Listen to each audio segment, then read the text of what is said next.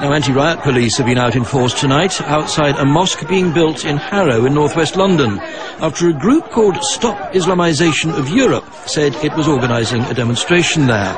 In the event, a handful of anti-Islam protesters who turned up were vastly outnumbered by an estimated 1,000 or so counter-demonstrators. According to the protest organisation's website, one of the organisers, Stephen Gash, was arrested. But earlier in the evening I spoke to him and asked him why they intended to demonstrate outside this particular mosque. We're demonstrating against this outside this particular mosque because it is a giant edifice blotting one of our streets. Only recently the Walthamstow Mosque was reported as being a radical mosque for the past 20 years, and from that mosque 3 people have been sent to prison for terrorist attacks or planned terrorist attacks on England. Let me be clear then, do you object to the building of any mosques in the UK? Yes, until they sort out this so-called radicalisation of existing mosques, which have been reported to be at least 60% across the whole of England. We don't want any more mosques built in England or anywhere else in Europe for that matter. OK, let's be clear then. Any British citizen who happens to profess Islam as his religion is not entitled to have a place of worship? Not until they sort out their existing places of so-called worship where they preach to Muslims. Muslims go and make war on the infidels who dwell around you. That's the kind of thing that's going to be preached in this mosque when it's completed.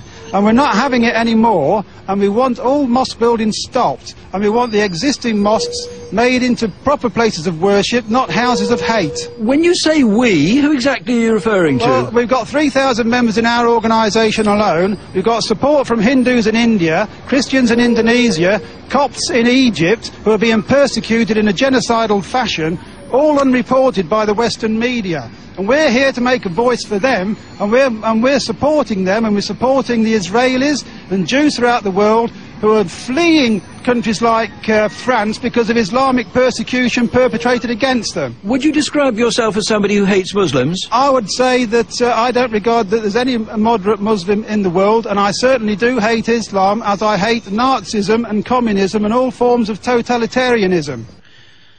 The counter-demonstrators sprinted towards them in their hundreds.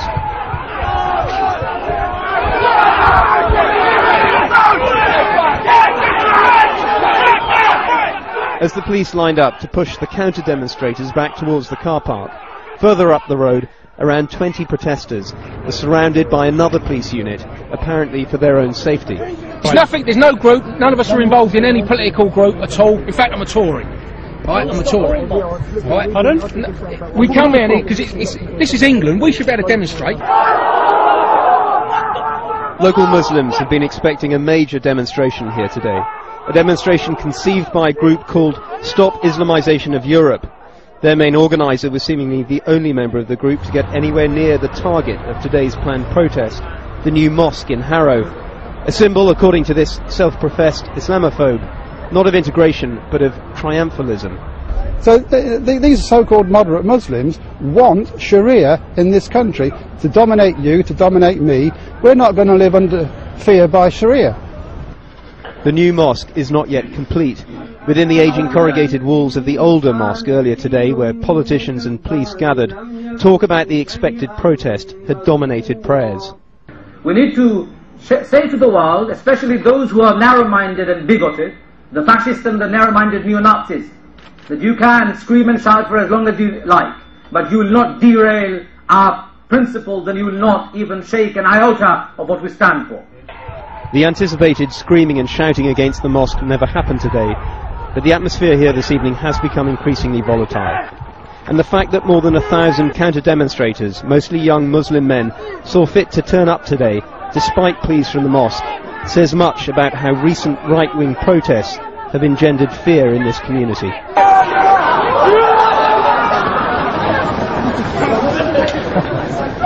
The focus of this demonstration is this: Harrow's newly built central mosque. Stop the Islamification of Europe, say no more of these, should be built in Britain. They'd claimed 200 would come. In the end, it was just a handful. Waiting for them, 1,000 young Muslims and anti-fascist campaigners. Second World War, you lot were fighting fascism. How could you be allowing a fascist party to exist in the UK today? Am I right? We were just here just to protect the mosque, protect our beliefs and ideas, and that's it. like I say, a select minority have gone a bit OTT. But like I say, that is just a minority. We've just been here relaxing, making friends, really. Mosque elders had preached calm, but their plea went unheeded. The appearance of a few far-right protesters lighting the racial touch paper. Outnumbered and under a hail of rocks, the protesters were penned in by police for their own safety. The Met defending its operation. Yes, can you hear me? The behaviour this afternoon has been unacceptable by some people. It's not going to be tolerated, and we've always said that lawful protests will be facilitated. However, unlawful and criminal behaviour will not be tolerated by the police. And now, obviously, this could come to a stage now where we will be deploying tactics to make sure we have no further violence. Last weekend, 90 people were arrested during clashes in Birmingham between the English Defence League and anti-fascist groups. In Harrow, there was anger that the violence on both sides had come from outside the area. It is very disappointing. It's particularly disappointing that people come from mostly outside the borough to foment trouble. What's more encouraging is that the actual mosque has been very helpful in terms of trying to avoid it. What's particularly sad is that many of the people who turned up haven't listened to the mosque and have in fact caused trouble, even though the number of people coming from the right wing from the outside have been very limited. The far-right's decision to march during Ramadan and on Islam's holy day was designed to inflame. The anti-mosque marchers were eventually led away. As a hard core of young Muslims turned their anger towards police, the clashes continued. Further arrests are expected in the coming days as officers trawl CCTV.